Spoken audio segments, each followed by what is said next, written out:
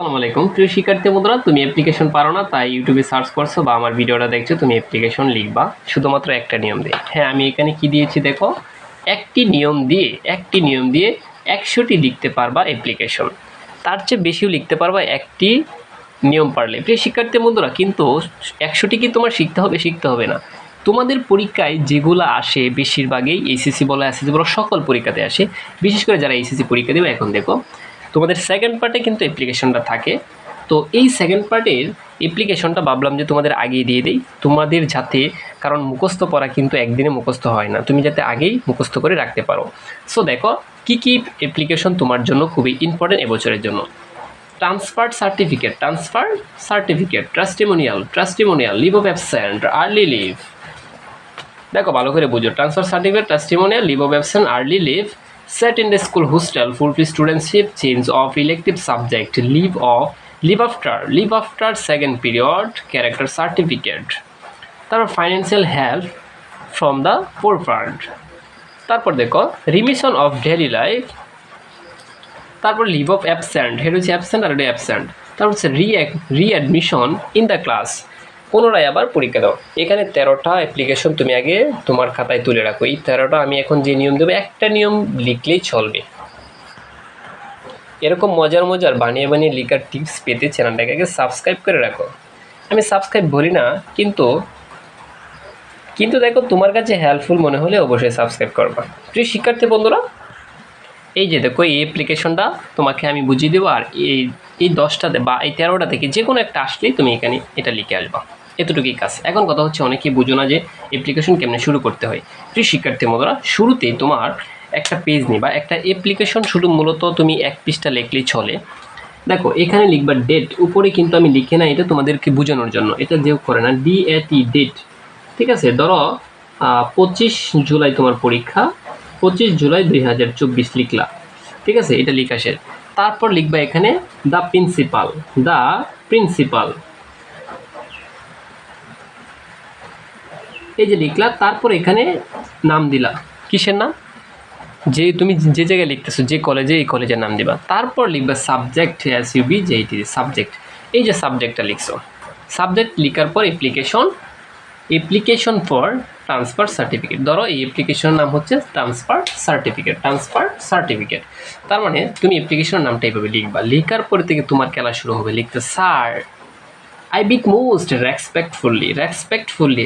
most respectfully to state that। এখন অনেকে বানান পারে না, এই বানানগুলো এখন তোমাদেরকে আমি শিখাবো। তুমি চিন্তা করো না, তোমার চিন্তার কিছু নাই। I beg জাস্ট এটা পড়ো, I beg most respectfully বানানটা অনেকেরই কঠিন, এটা আমি সহজ করি। res দেখো res pect, রেসপেক্ট ফলে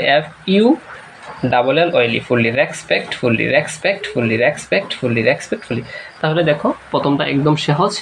I beg most respectfully to state that I am a student of your college class, তারপর তোমার of your college class, এখানে ক্লাস বসিয়ে দিবা। তুমি কোন ক্লাসের, যদি 12 হোক তাহলে 12 বসিয়ে দিবা, 11 হলে 11 তাহলে লিখলা জাস্ট এখানে। যদি 10 হোক তাহলে 10 বসিয়ে দিবা, তাহলে নতুবা তুমি কি 11 বসিয়ে দিচ্ছ। তুমি একাদশ শ্রেণী বা দ্বাদশ শ্রেণী, তাহলে দ্বাদশ শ্রেণী লিখো। তাহলে I beg most respectfully to state that I am a student of your college of class 11 বা 12, ঠিক আছে। তারপর দেখো I have shown brilliant result in কোথায় দিবা, এইচএসসি এক্সাম লিখবা এখানে, এইচএসসি এক্সাম। যারা এসএসসি দিবা তারা এসএসসি লিখবা। এক্সাম দিস ইয়ার, এবছর আমি আমার পরীক্ষাতে দেখিয়ে ব্রিলিয়ান্ট মানে মেধাবী দেখিয়ে দিয়েছি, ঠিক আছে। এ পর্যন্ত লিখছো। তো শিক্ষার্থী বন্ধুরা, আশা করি এই পর্যন্ত তোমরা একদম ক্লিয়ার হয়েছে। তারপর দেখো অ্যাপার্ট ফ্রম দিস এ পর্যন্ত লিখে একটা কমা দিবা। তারপর দেখো I got the best mark in every exam, মানে আমি আমার প্রত্যেকটা পরীক্ষাতে ভালো মার্ক তুলেছি, এটা বলছে, ঠিক আছে। বাট নাও, এখন ফর মাই কি, এইখানে এখন সাবজেক্ট বিষয়টা বসিয়ে দিবা, এখানে কি বসিয়ে দিবা, বিষয়টা বসিয়ে দিবা। বাট কিন্তু এখন কি দরকার, ফর মাই ট্রান্সফার সার্টিফিকেট, ঠিক আছে। তারপর দেখো আই ব্যাডলি নিড মানে আমার খারাপভাবে প্রয়োজন, ইট ধরো অথবা ট্রান্সফার সার্টিফিকেট, প্রথমবার যদি বিষয় বসাও পরের বার ইট বসাই দিলে চলবে। আর যদি তোমাদের মনে না থাকে ট্রান্সফার সার্টিফিকেট এখানে বসিয়ে দেবো। I badly need transfer certificate, শেষ। I will be grateful to you if you consider my motive, ঠিক আছে। আমি অবশ্যই কৃতজ্ঞতা প্রকাশ করবো যদি আপনি এটা অনুমতি দেন। তাহলে I will be grateful to you if you consider my motive, শেষ। পরে it need to say that, এটার প্রয়োজন যে it is a quite impossible for me to continue my study without it, অথবা আবার বিষয়টা বসিয়ে দেওয়া এখানে বিষয়টা, মানে এটা ছাড়া আমার পড়াশোনা চালিয়ে যাওয়াটাই অসম্ভব, ঠিক আছে। আমি আবার এই লাইনটা রিপিট করছি, I need to say that it is quite impossible for me to continue my study without transfer certificate. ধরো আমি বলছি 13টা থেকে যে কোনো একটা বসিয়ে দিলেই তোমার শেষ। এই যে এখানে যে 13টা আছে, এই 13টা থেকে যে কোনো একটা বসিয়ে আসলেই তুমি এই নিয়মটা লিখবা জাস্ট, ঠিক আছে। তারপর সব কিছু লিখছো, এখন শেষ।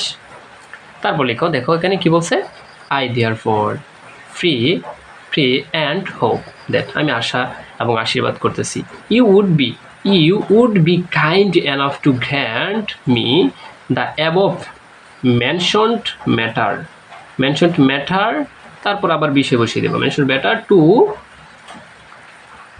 অবলেস দেয়ার বাই, ঠিক আছে। জাস্ট এই থেকে এতটুকু লিখলে এটা হচ্ছে তুমি বিনয় করতেছো।